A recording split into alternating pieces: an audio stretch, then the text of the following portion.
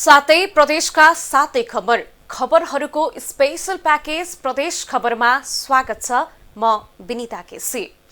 प्रदेश खबरमा हामी हरेक प्रदेशका विकास निर्माण र सुशासनको विषयमा खोजमूलक समाचार सामग्री सम्प्रेषण गर्दछौं। हरेक खबरको चिरफार गर्दै सम्बन्धित निकायको ध्यानाकर्षण गराउँदछौं।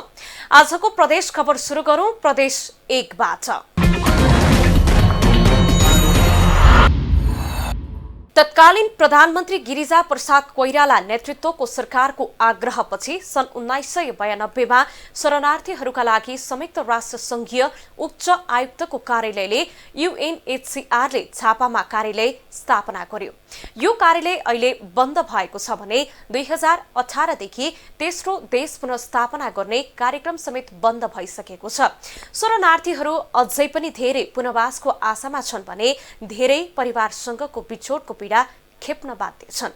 28 वर्ष अगाडि भुटानी सरकारले आफ्ना नागरिकहरूलाई देश निकाला गर्यो। आफ्नो भाइ भरेको जाय जेथा छोडेर उनीहरू बालबच्चा काखीमा च्यापेर नेपालका विभिन्न ठाउँमा आए। झापा तथा मोरङका विभिन्न स्थानमा भुटानबाट लखेटिएका नागरिकहरू आएर बसोबास गरे। अहिले पनि यी नागरिकहरू प्रदेश 1 का 2 स्थानमा बसोबास गरिरहेका छन्। झापाको बेलडाङ्गी शिविर र मोरङको पथरी शनिचरेको शिविरमा एउटै परिवारका सदस्यहरू कोही मोरङमा छन् भने कोही तेस्रो देश पुनर्वासका लागि अमेरिका, अस्ट्रेलिया, कनाडा, नर्वे लगायतका देशहरूमा छन्। नेपालमा भएका शरणार्थीहरूको व्यवस्थापन गर्ने उद्देश्यका साथ खोलिएको कार्यालय बन्द भएपछि झन पीडा थपिएको छ। सरकारले जति पनि हिउने सरहरूले LWF-हरूले जति पनि हामीलाई दिने सहुलियत सामग्रीहरू पनि अहिले कटौती भइरहेको छ। विशेष गरी हामीलाई फेरि पनि हामीलाई चाहिँ पुनः सेटलमेन्ट गरिदिए हुन्थ्यो भन्ने कुराहरू हामी चाहिँ एउटा सरकारसँग एउटा संस्थासँग हामी एउटा अपेक्षा राख्दछौँ। उहाँहरूले पनि हामीलाई पुनः सेटलमेन्ट गरिदिएपछि धेरै राम्रो हुन्थ्यो। झापाको दमक र मोरङको पथरी शनिचरीमा 6500 भन्दा बढी शरणार्थी रहेका छन्। उनीहरूका लागि आधारभूत तहको सेवा सुविधा दिँदै आएको संयुक्त राष्ट्र संघीय उच्च आयुक्तको कार्यालय UNHCR को कार्यालय बन्द भएपछि झन सङ्कटमा परेका छन्। लकडाउन सुरु भएको केही समयसम्म थोरै मात्रामा सहयोग गरे पनि अहिले सहयोग बन्द भएको छ।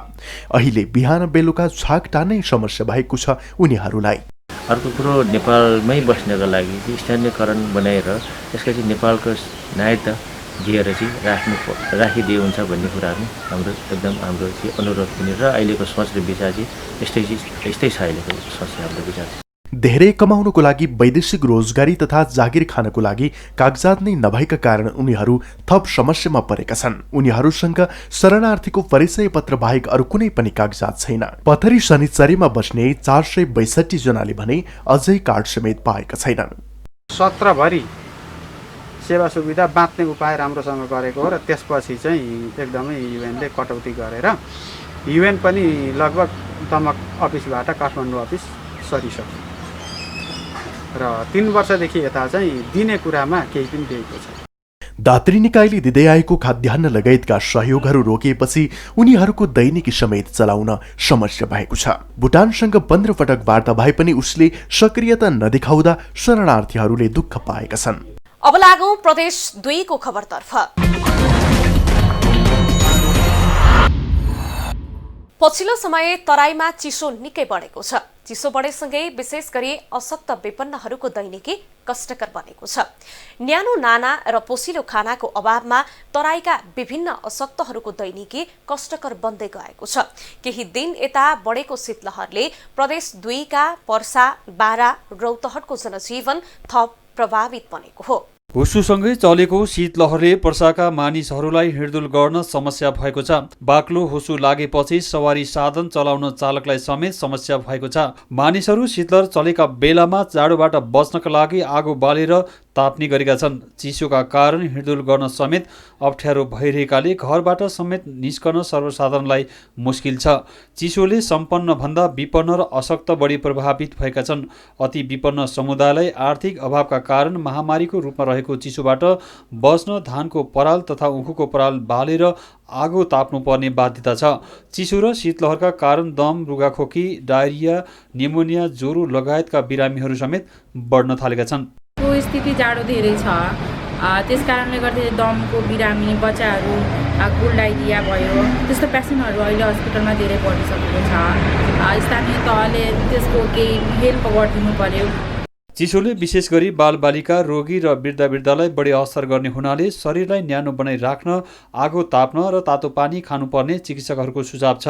चिसोबाट बच्न आगो बाल्न अहिलेसम्म स्थानीय प्रशासन र स्थानीय पालिकाले दाउराको वितरण समेत गरेका छैनन्।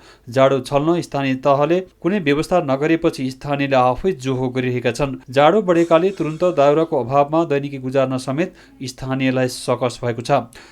नगर पालिका से चाहे कहीं से दावरा नहीं खे मिलल हैं, हमनी के दावरा मिले के चाही,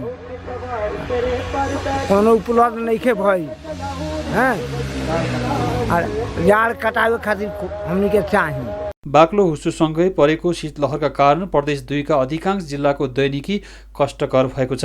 चिसोका कारण सवारी सञ्चालनदेखि दैनिकी ज्याला मजदुरी समेत प्रभावित भएको छ। दैनिकी ज्यालादारी अवरुद्ध हुँदा नाना र पोसिलो खानाको जोहो गर्न समेत कठिन भएको छ। यसर्थ नागरिक यसरी चिसोमा कठङ्ग्रिँदा पनि स्थानीय प्रशासन र स्थानीय सरकार भने मौन बस्दै आएका छन्। विपत्तिमा समेत जिम्मेवार बेखबर बन्दा नागरिकको शीतलहरले सामना गर्नुपर्ने बाध्यता यथावत छ।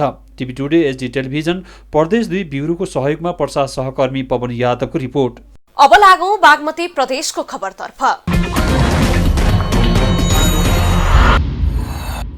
सिन्धुपाल्चोकमा 9A साइड फुटबल प्रतियोगिता सम्पन्न भएको छ।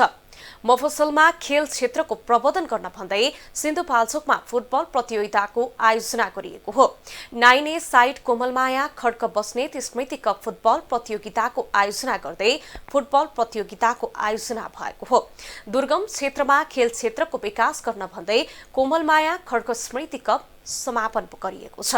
सिन्धुपाल्चोकको क्षेत्र नम्बर 1 12 नगरपालिका वडा नम्बर 4 स्थित पलाती अंगेरी पाका खेल मैदानमा जिल्ला स्तरीय 9A साइड फुटबल प्रतियोगिता सम्पन्न भएको छ।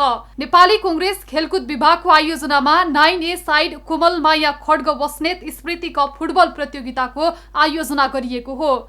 यही पौष 22 देखि 28 सम्म सञ्चालन भएको प्रतियोगितामा सुनकोशी गाउँपालिका विजयी भएको छ। सुनकोशीले मेलम्ची गाउँपालिकालाई पराजित गर्दै 1,11,111 पुरस्कार राशि हात पारेको छ। प्रतियोगितामा विजेता टोलीले 1,11,111 रुपैयाँ र उपविजेताले 55,555 रुपैयाँ नगद सहित सिल्ड र ट्रफी पाएका छन्। प्रतियोगितामा जिल्लाका 9 स्थानीय तहले सहभागिता जनाएका थिए।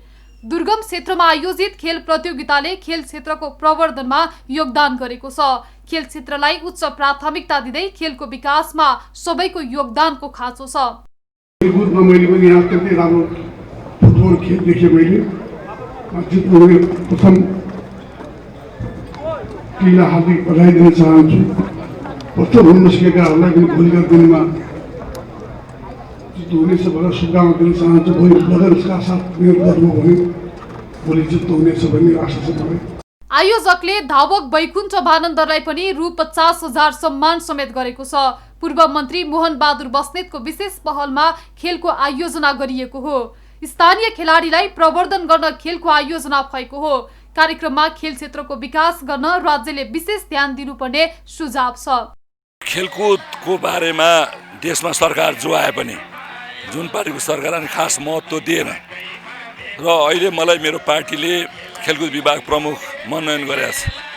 देशभरि खेलकुदको गतिविधिलाई व्यापक रूपमा परिचालन गर्ने, युवाहरूलाई उत्साहित गर्ने, प्रोत्साहित गर्ने, त्यो हिसाबले हामी अहिले देशलाई नै खेलकुदमय बनाउन खोज्दैछौँ। त्यसै सिलसिलामा असल काम आफैले सुरु गर्नुपर्छ।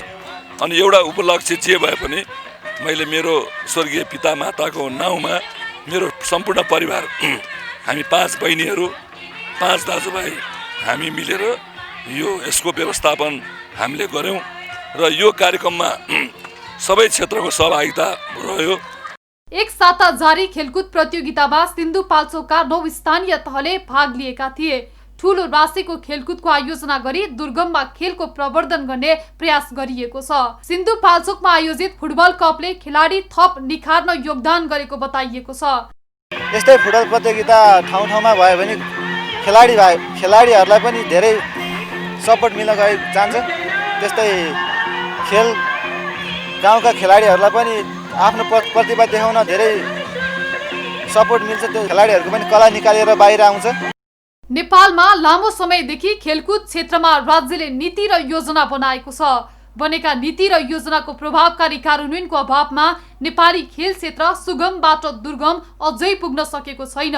मूलतः राजनीतिक दलहरूको खेल क्षेत्रलाई उपयोग गर्ने तर खेलको विकासको लागि ध्यान नदिने प्रवृत्ति यथावत रहेको बेला सिन्धुपाल्चोकमा भएको एक साता लामो फुटबल कपले नयाँ सन्देश पक्कै दिएको हुनुपर्छ।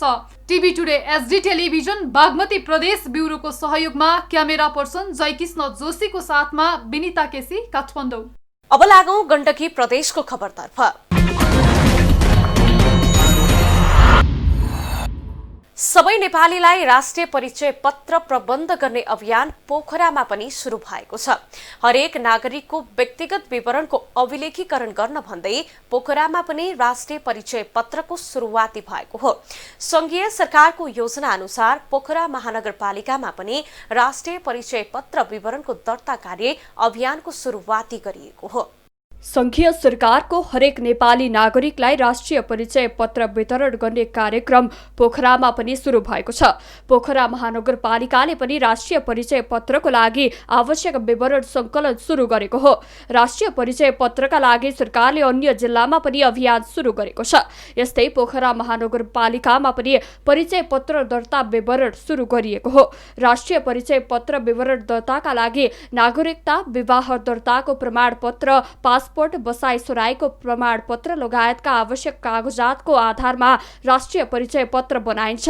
जिल्ला प्रशासन कार्यालय कास्की र पोखरा महानगरपालिकाको सहकार्यमा पोखरा महानगरका विभिन्न वडामा विवरण दर्ता गर्न थालिएको हो। परिचय राज्यको यो परिचयबाट अलिकति अगाडि बढ्न सकिन्छ कि सबैलाई सहज हुन्छ कि जनताप्रतिलाई उनीहरूले आफ्नो तरिकाले काम गर्न सकिन्छ कि भन्ने आधारले यो परिचय पत्र खुलाएको जस्तो मलाई लाग्छ। अब हामीले हेर्नु न, अब नागरिकताको एउटा लिनुपर्ने, लाइसेन्सको एउटा लिनुपर्ने, विभिन्न ठाउँको छुट्टै छुट्टै लिनुपर्ने, त्यसले गर्दा एउटै आइडी लिए भने कार्डले पनि जहाँसम्म लाग्छ हामीलाई काम गर्न सजिलो, विभिन्न ठाउँमा फोटोकपी पेस्ट गर्न पनि राम्रो हुन्छ जस्तो लाग्छ मलाई।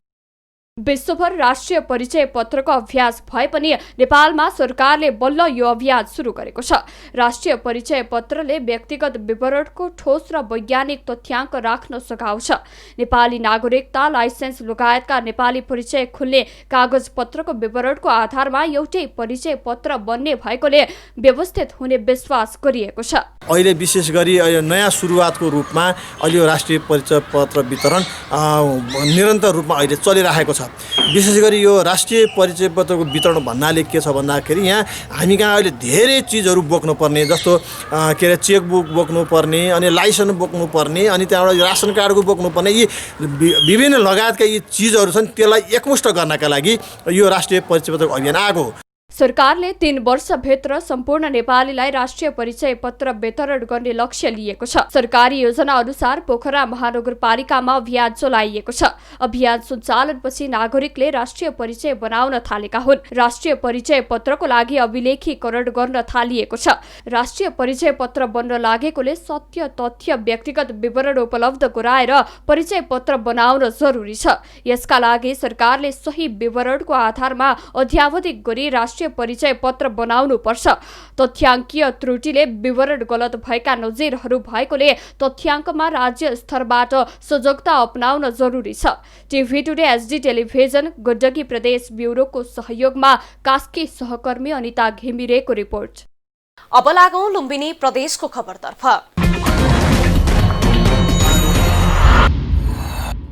लुम्बिनीको पर्यटन विकासका लागि मदर मायादेवी सुत्केरी मार्गको प्रबन्धन गर्न थालिएको छ।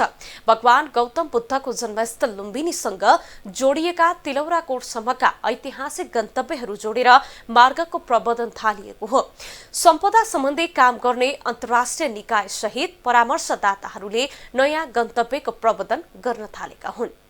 लुम्बिनीसँग सम्बद्ध ऐतिहासिक तथा पुरातात्विक महत्त्वहरूका स्थानहरूलाई जोडेर मदर मायादेवी सुत्केरी मार्गको प्रवर्धन गर्न थालिएको छ। मायादेवी सुत्केरी मार्गको साइकल यात्राबाट अध्ययन गर्न थालिएको छ।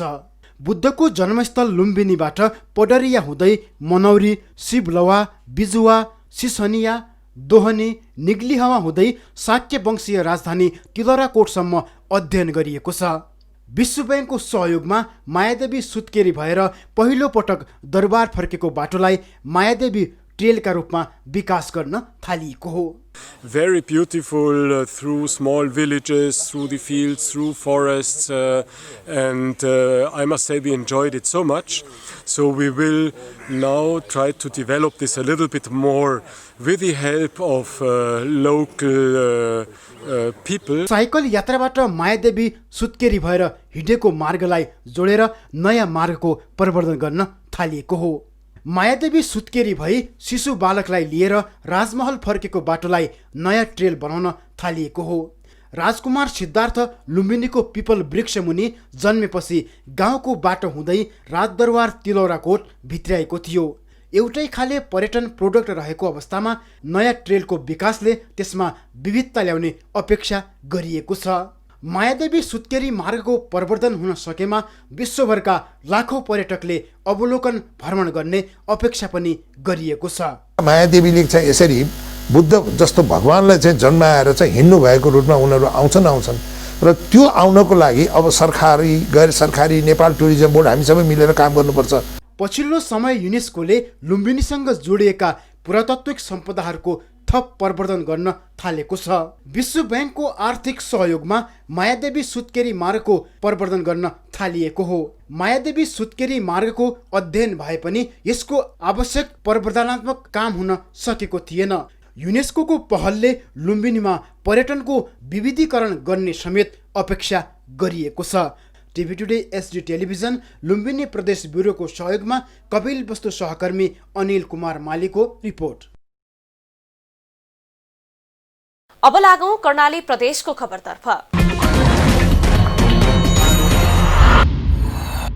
विगत लामो समयदेखि काम रोकिएर अलपत्र दैलेखको 8 नगरपालिकाको राकम कर्णाली पुल पुनर्निर्माण भइरहेको छ।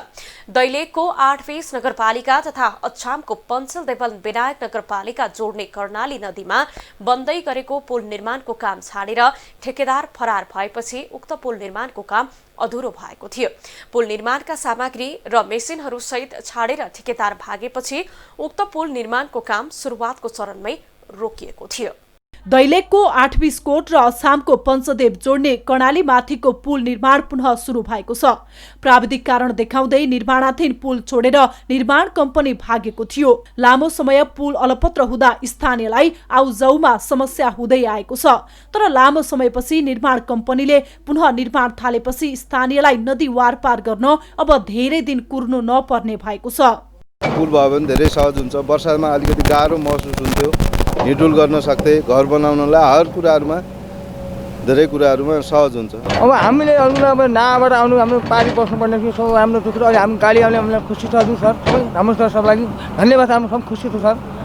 पुल निर्माणको सुरुवातीमा प्राविधिक समस्या भएको भन्दै निर्माण कम्पनी हिँडेको थियो। पुलको जग बसाल्दा पानी मुनि रिङ सेट नभएको निर्माण कम्पनीले बहानाबाजी गरेको थियो। तर पछिल्लो समय प्राविधिक लागत इस्टिमेटमा फेरबदल भएपछि निर्माण पुनः थालिएको प्राविधिकको भनाइ छ। डिजाइनको सरकारले चाहिँ हाम्रो डिजाइन चाहिँ टाइममा डिजाइन नक्सा नदिँदाखेरि हाम्रो टाइम लाग्यो।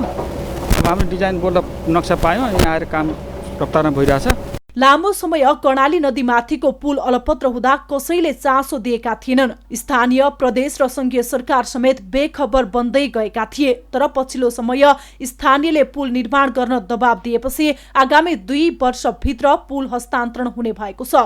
पुल निर्माणपछि कर्णाली र सुदूरको आर्थिक तथा सामाजिक विकासमा टेवा पुग्ने विश्वास गरिएको छ।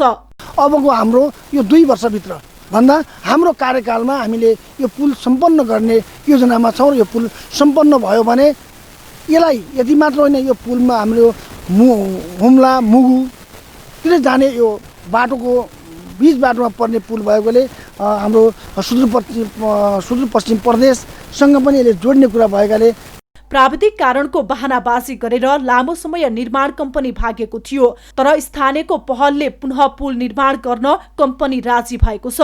निर्माण कम्पनीले पुनः निर्माण थालेपछि पुल बन्ने पक्की जस्तै छ। तर निर्माणाधीन पुलको गुणस्तरसँगै तोकिएको समयमा पूरा गर्ने गरी दबाब दिन जरुरी छ। TV today ST television Karnali प्रदेश ब्युरोको सहयोगमा दैलेख सहकर्मी दिपेन्द्र कार्की बस्ताकोटीको रिपोर्ट। र अब खबरको अन्तमा लागौं सुदूरपश्चिम प्रदेशतर्फ। सरकारले कैलाली, कञ्चनपुर, बाँके, सिन्धुली लगायतका जिल्लामा वैज्ञानिक वन व्यवस्थापन कार्यक्रम लागू गरेको थियो।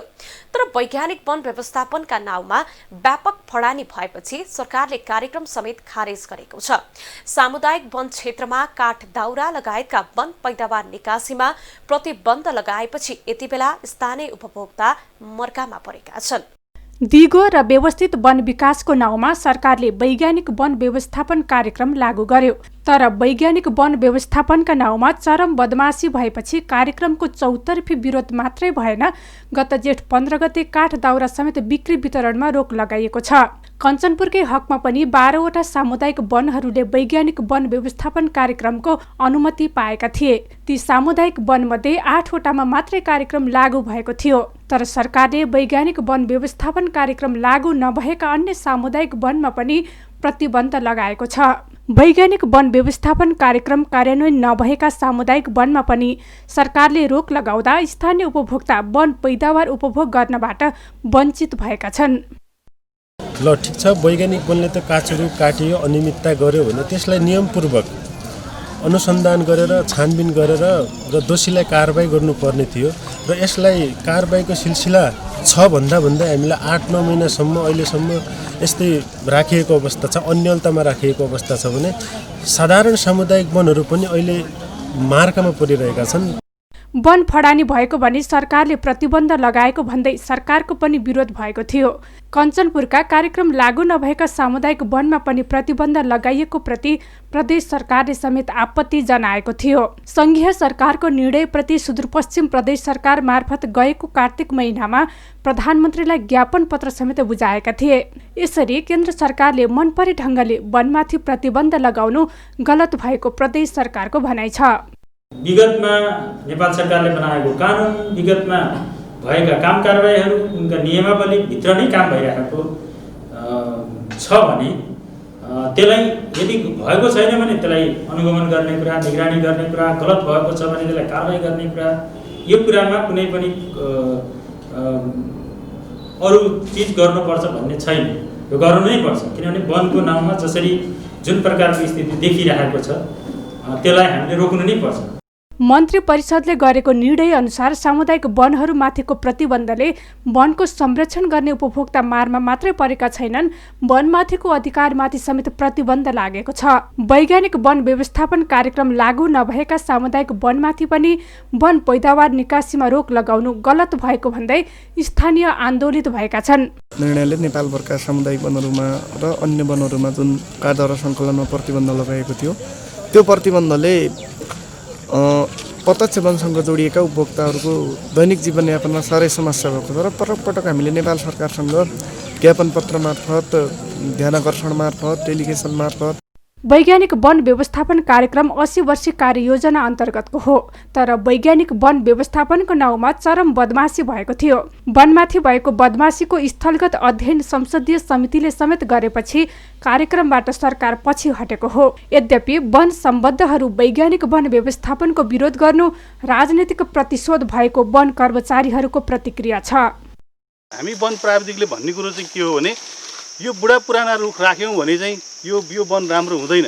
मूलत किन राम्रो हुँदैन भन्दाखेरि चाहिँ यहाँ जति तल नयाँ अब बिरुवाहरू चाहिने हो, लाथ्राहरू, किन भन्दा यो विभिन्न खालको उमेरको वन तयार गर्नुपर्छ। र हामीले यो वनलाई 80 वर्षको योजना बनाएर अहिले हामी 10 वर्षको योजनामा काम गरिरहेको अवस्था हो। सरकारले लागू गरेको वैज्ञानिक वन व्यवस्थापन सैद्धान्तिक हिसाबले उत्तम नै हो। तर वैज्ञानिक वन व्यवस्थापनको कार्यान्वयनमा काठका ठेकेदारदेखि वन कर्मचारी, सामुदायिक वनका पदाधिकारीको सेटिङमा वन सखाप हुन थालेपछि सरकारले रोक लगाएको हो। सरकारी रोकपछि आम उपभोक्ता मारमा परेकोले सरकारले यसलाई सही व्यवस्थापन गर्ने गरी खुल्ला गर्न जरुरी छ। TV today HD television Sudurpashchim प्रदेश ब्युरोको सहयोगमा कञ्चनपुर सहकर्मी राजेन्द्र विष्टको रिपोर्ट। सातै प्रदेशका सातै खबरको स्पेशल प्याकेज प्रदेश खबर आजलाई यति नै। प्रदेश खबरमा नयाँ खबरको सङ्गालो लिएर हामी पुनः उपस्थित हुने नै छौँ। हामीलाई TV today Nepal apps download गरी विश्वभर प्रत्यक्ष हेर्न सक्नुहुनेछ।